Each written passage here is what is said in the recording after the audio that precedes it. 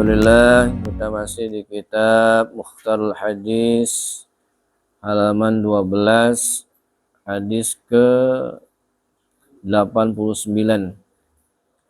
Jadi kata Nabi, "Idza dakhala ad-daifu ala qaumi dakhala birizqihi wa idza kharaja bimaghfirati dzunubihim."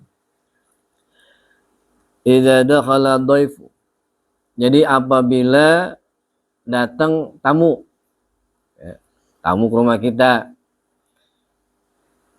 datang tamu ke rumah kita, al-qaumi dakhala birizqihi, maka ketika tamu itu datang, tamu tersebut membawa rezeki dari Allah Subhanahu wa taala.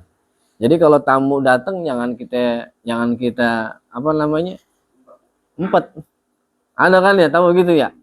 Ya dia lagi empat banget gua. Nah, jangan. Ya. Karena apa? Setiap tamu siapapun orangnya, makhluknya Allah Subhanahu wa taala yang bernama manusia. Manusia. Kalau jin mah repot kita ya. Iya. Itu membawa rezekinya Allah Subhanahu wa taala. Tamu siang sampai sore membawa keberkahan dari Allah Subhanahu wa ta'ala. Tamu datang malam membawa rahmatnya Allah Subhanahu wa ta'ala. Masya Allah. Idza dakhala dhaifu ala qaumi dakhala birizqihi. Jadi apabila ada datang tamu sebuah kaum, maksudnya tempat kita nih masing-masing ada tamu datang. Kata Nabi SAW, ketika dia masuk rumah kita, rezeki tamu tersebut, maksudnya apa? Rezeki buat kita itu dibuka oleh Allah Subhanahu wa ta'ala.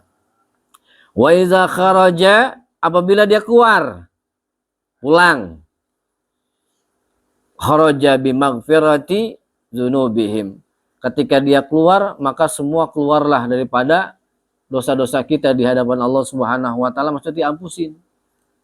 Him di sini buat tamu tersebut, buat tuan rumah juga. Dosa-dosa dihapusin sama Allah Subhanahu wa taala. Itu tamu bawa dosa tuh.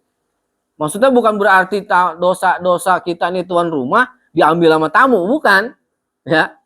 Maksudnya apa? Dosa yang ada pada diri kita dan tamu tersebut ketika sudah keluar rumah dihapuskan oleh Allah Subhanahu wa taala, dihancurin.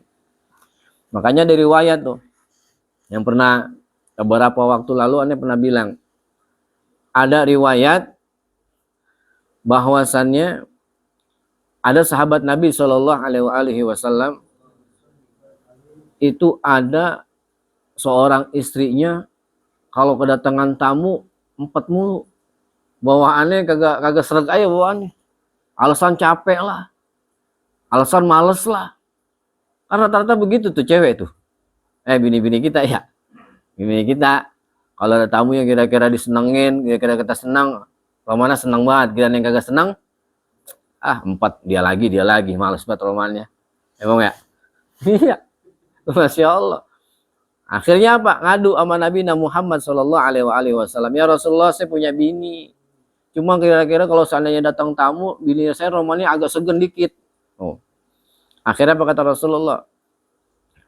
Kasih kabar kepada istrimu, besok saya akan datang bersama sahabat. Nah, akhirnya apa? Kasih kabar tuh. Siapapun orangnya, kalau yang datang Rasulullah pasti senang, benar nggak?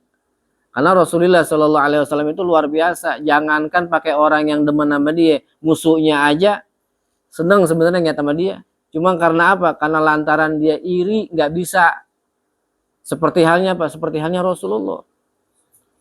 Jadi orang-orang yang sekiranya iri sama orang-orang yang berdakwah di jalan Allah Subhanahu wa taala, ngomongin ke sono ke sini, cuma sebenarnya apa? Iri doang. Karena apa? Lantaran hatinya kotor. Pikirannya kotor, hatinya dengki sama orang. Sehingga apa? Mau berbuat apa aja iri itu. Masya Allah, nauzubillah min zalik. Akhirnya datang tuh Rasulullah sama para sahabat, bawa teng-tengan buah. Nah, makanya kita sunnah tuh. Kalau kita datang bertamu, nenteng. Ini mah kagak, datang ke rumah guru, kopi guru habis.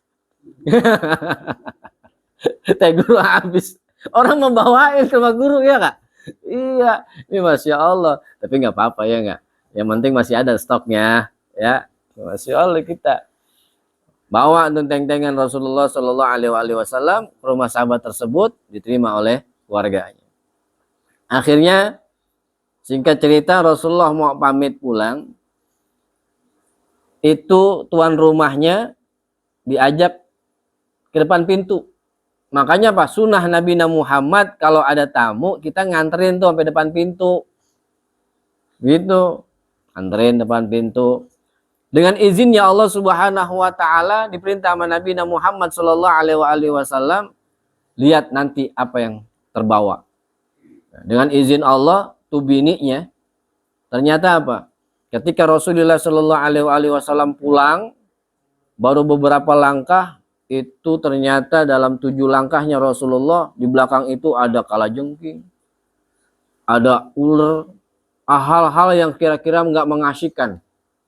Nah, akhirnya apa? Ternyata itu semua adalah bala bencana yang harus diturunkan oleh keluarga tersebut, sehingga apa? Ketika tamu datang dihancurkan oleh Allah Subhanahu wa taala. Itu maksudnya. Jadi jangan nggak suka kita datengin tamu, terima aja udah.